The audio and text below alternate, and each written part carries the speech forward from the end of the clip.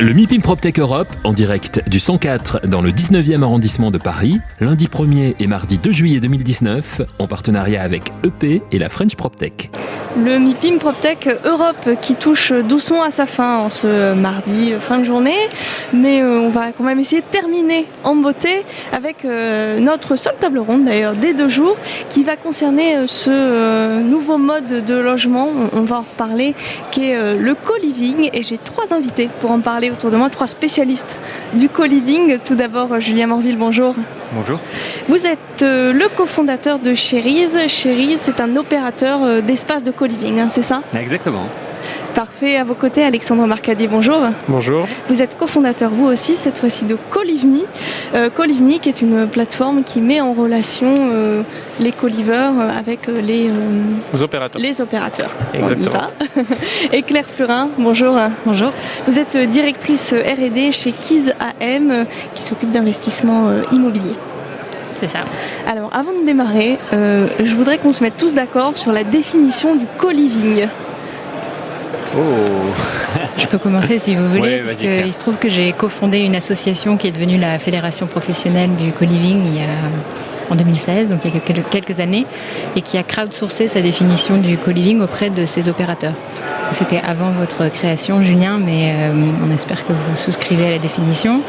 Et on a donc trouvé que le co-living, c'était une forme d'habitat qui est gérée, soit semi-gérée, soit en gestion participative, soit en gestion purement professionnelle, qui permet aux gens de partager des espaces et des ressources, ou des espaces ou des ressources, de façon à accéder à une meilleure qualité de vie. Donc il y a une dimension d'impact positif et une grande liberté dans le choix des niveaux de partage.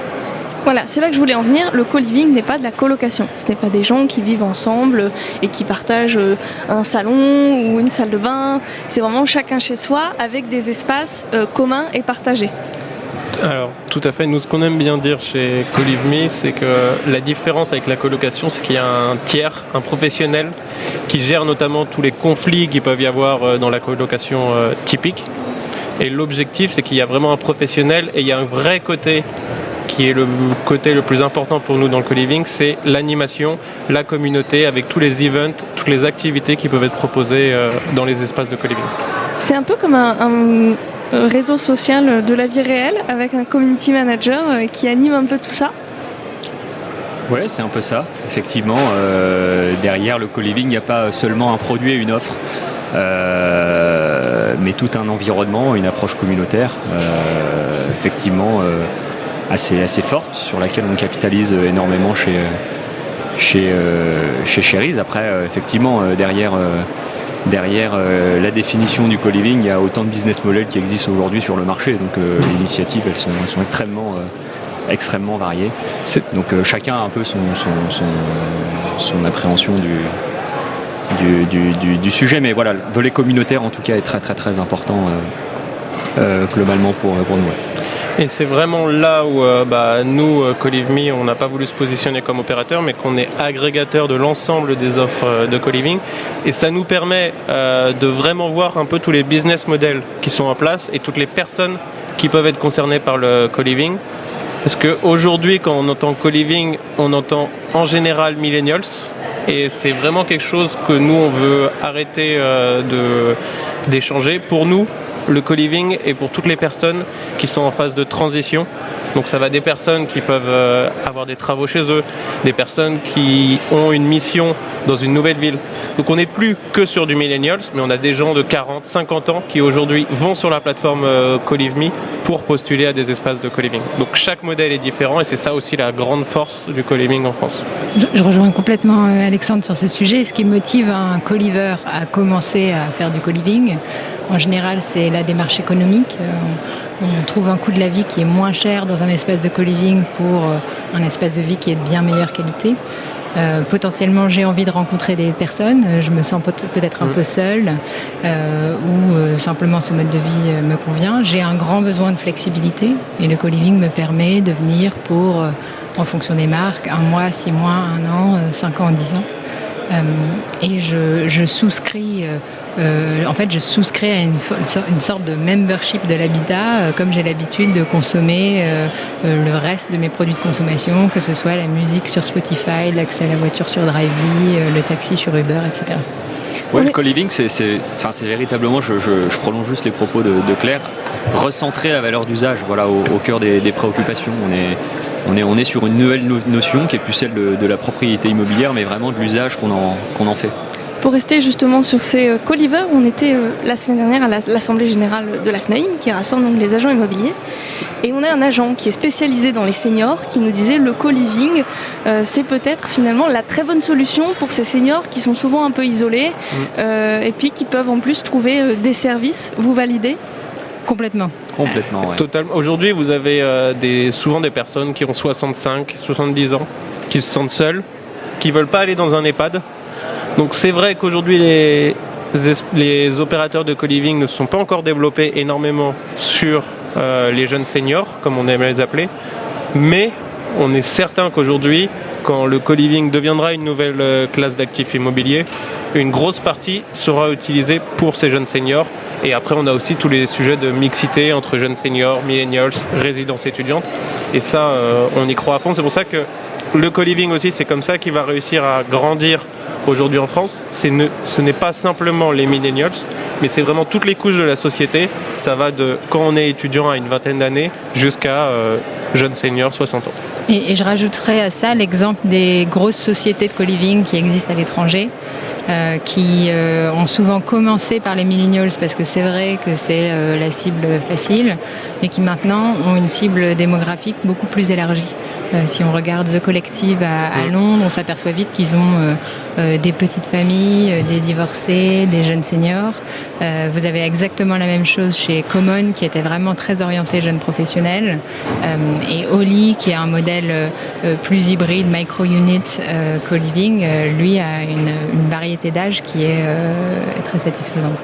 Et le meilleur exemple en termes de mixité d'âge que nous on donne, donc nous on met en relation les co-livers et les opérateurs. On a il y a à peu près un mois une personne de 62 ans qui est aujourd'hui anglais, qui devait faire une mission pour 3 mois en France, qui gagne extrêmement bien sa vie. Et aujourd'hui, où est-ce qu'on l'a dirigé? Et ça a été accepté dans une résidence étudiante / co-living qui est Éclat à Massy-Palaiseau. Et aujourd'hui, ça fonctionne très bien et il a déjà commencé ses missions. Donc c'est vraiment cette mixité d'âge, elle est vraiment présente. C'est ce qui fait la richesse de la thématique aussi, et c'est ce que recherchent, je pense, les co-livers. C'est vrai qu'aujourd'hui, même si on avait voulu, et peut-être que nous aussi, par facilité au départ, on s'est intéressé à ce marché aussi profond qu'il soit, qui est celui du millennials. On le voit en réalité sur nos premiers sites en exploitation. On a beau avoir voulu adresser un produit et une offre à un profil de résidents, en réalité aujourd'hui, sur notre premier site en exploitation, notamment à Marseille, sur lequel on commence à avoir de vrais retours, ça fait un peu plus d'un an que c'est ouvert maintenant. On a un étudiant, le panel il va de l'étudiant indien de 18 ans à l'étranger en mobilité pro de 52 ans, et il y a clairement toutes les classes d'âge, les classes sociales aussi, enfin c'est extrêmement diversifié. Et d'ailleurs, on vient de faire une masterclass sur le sujet tous ensemble, et la plupart des opérateurs présents ont dit que finalement les co-livers ils se self-select. C'est pas une question d'âge, c'est pas forcément une question de classe sociale, c'est une question de mindset, et les gens viennent parce qu'ils ont envie d'entrer dans cette communauté. C'est justement une question que j'allais vous poser. On choisit ses voisins quand on est co-liver ? Je pense que Claire l'a assez bien dit, c'est une question de mindset. On nous pose souvent la question de la gestion, de l'appréhension de la cohabitation globalement. Ouais, est-ce que ça se passe bien? En fait, je pense qu'à partir du moment où la démarche est volontaire, les choses s'orchestrent en bonne intelligence. Alors après, on adapte aussi le produit en rendant typiquement, alors c'est un parti pris, si je veux dire, par Cheriz. Voilà, l'idée étant de rendre les espaces priatides le plus autonomes possible. Donc chacun a sa salle d'eau, son toilette par exemple. Mais voilà, donc en levant un certain nombre de freins, si je veux dire, à tous ces sujets problématiques que peuvent entraîner la cohabitation, derrière il y a quand même un état d'esprit et cette volonté au départ fait que ça peut que bien se passer. Et derrière, c'est vrai que c'est assez sain parce que sur la recommercialisation, et on le voit aussi sur les premières les premières rotations, finalement, la commercialisation à notre niveau, il n'y en a quasi pas, puisque c'est du bouche à oreille et le successeur se trouve un peu naturellement. Donc non, c'est assez vertueux de ce point de vue-là. Et après, au niveau du mindset, il y a aussi certains opérateurs de co-living qui ont une thématique. Donc c'est le cas notamment de la Casa, qui eux font des espaces de co-living thématiques sur le verre, sur le sport, ou d'autres espaces comme Hacker House qui se spécialisent pour les personnes en freelance et en start-up. Donc les personnes par exemple qui vont postuler pour une Hacker House vont avoir un état d'esprit, et certes ils ne choisissent pas les autres co-livers, mais en ayant le même état d'esprit, ils arrivent à se rejoindre. Oui. Qu'est-ce qu'on partage en co-living? Plutôt des services, des espaces de service, ou une crèche, ou ce genre de trucs, ou c'est plutôt des salles un peu modulables? On partage une variété de choses et ça dépend beaucoup de la marque à laquelle vous vous adressez, donc de l'opérateur. En général, vous partagez un certain nombre de parties communes. En général, vous partagez un service qui est le ménage, mais vous pouvez partager beaucoup plus. Vous pouvez partager le rooftop, le jardin, les vélos, la salle gym, de sport, la crèche potentiellement. Globalement, il y a associé au partage, je pense, une dimension spatiale. Enfin, ce partage, cette mutualisation d'espaces communs, globalement. Il y a une dimension servicielle avec... là aussi, ce partage et cette mutualisation notamment de services. Et puis on revient sur le mindset aussi, un partage d'état d'esprit tout simplement. Vous avez tous les trois beaucoup parlé de flexibilité. C'est complètement actuel aujourd'hui. Les gens bougent tellement, restent finalement assez peu au même endroit. On peut dire que le co-living, c'est la solution aux problématiques actuelles. Totalement. Enfin, moi aujourd'hui, nous dans notre équipe, on a une Américaine qui vient d'arriver à Paris, qui avait besoin pour 6 mois de se loger. Le Airbnb est trop cher. Les solutions d'habitat aujourd'hui qui existent, il n'y en a pas. Donc le co-living, la flexibilité, tout le monde en a besoin. Des gens qui sont en freelance, en start-up, qui sont en mission dans une ville pour 3-4 mois, ils recherchent des solutions d'habiter. Et c'est pour ça que nous, on est convaincus que le co-living va continuer et va grandir, parce qu'il y a une vraie demande derrière. Du coup, c'est pas des baux de 3 ans comme on fait en location traditionnelle? Alors, ça aussi, ça dépend des modèles économiques retenus par les différentes marques. Je vais parler pour Cheriz, on travaille nous un pur produit logement, puisqu'on croit à ce produit co-living associé au logement. Encore une fois, si on croit au co-living, on y croit par cette distorsion, et je le dis assez souvent, qu'il y a aujourd'hui entre le parc immobilier globalement assez obsolète au regard de ses nouveaux usages, de ses nouveaux besoins, ses modes de consommation, ses modes de vie. Enfin, on en discutait, donc on attache une importance assez particulière à conserver ce caractère logement. Donc on travaille des baux d'habitation tout simplement, de location meublée. On est sur des préavis à 1 mois, donc des durées d'occupation qui débutent eux aussi à partir d'1 mois. La flexibilité, elle est contractuelle si j'ose dire, mais elle est aussi dans le produit et son caractère plug and play, puisque aujourd'hui on propose des espaces qui sont entièrement aménagés, équipés, décorés, donc qui vous permettent aussi là de façon très flexible de déménager en un clin d'œil seulement avec une valise. Donc la flexibilité, en fait, on la voit à tous les niveaux, et effectivement ça répond à une tendance sociétale, si j'ose dire, assez forte. Ouais.